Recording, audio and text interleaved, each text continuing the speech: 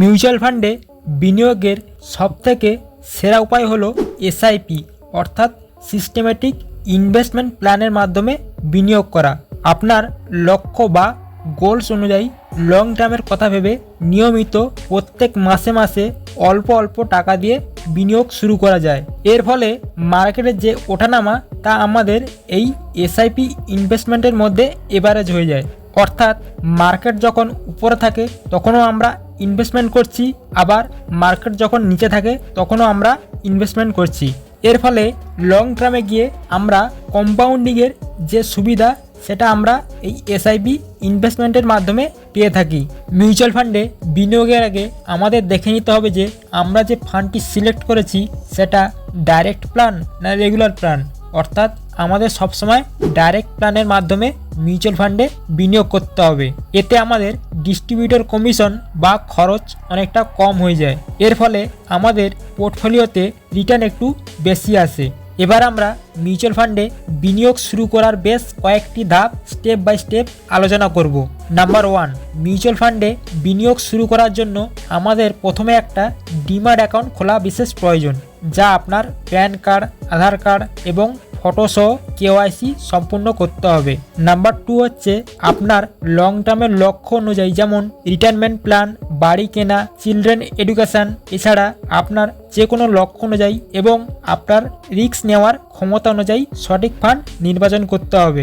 Number 3 হচ্ছে mutual fund বাছার সময় আমাদের ডাইরেক্ট প্ল্যানটি বেছে নিতে হবে, যা আপনি সরাসরি মিউচুয়াল ফান্ডের এএমসি এর ওয়েবসাইট থেকে অথবা অ্যাপসের মাধ্যমে যেমন Groww, Angel One, Zerodha Coin, ET Money, Kuvera ইত্যাদি অ্যাপসের মাধ্যমে ডাইরেক্ট প্ল্যানে বিনিয়োগ শুরু করতে পারেন।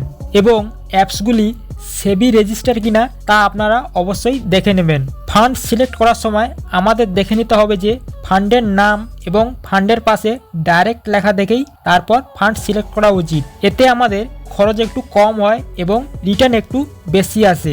নাম্বার 4 হচ্ছে আপনি মাসের একটি নির্দিষ্ট তারিখ সিলেক্ট করুন, যা আপনার ওই সিলেক্ট করা তারিখে প্রত্যেক মাসে আপনার ব্যাঙ্ক অ্যাকাউন্ট থেকে টাকা কেটে অটোমেটেড আপনার সিলেক্ট করা ফান্ডে এসআইপির মাধ্যমে জমা হতে থাকবে।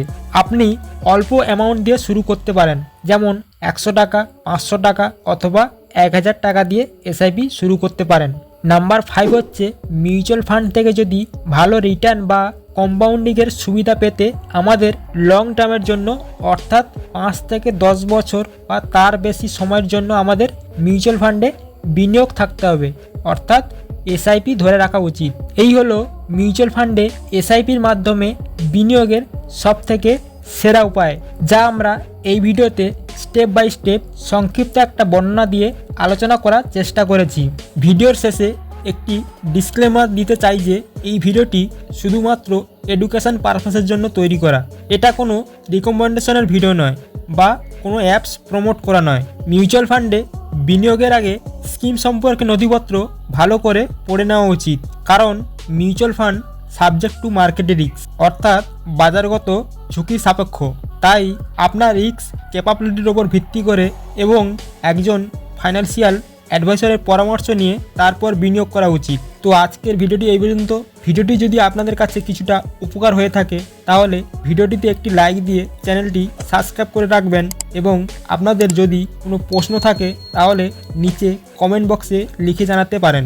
আমি রিপ্লাই দেওয়ার চেষ্টা করব। ধন্যবাদ।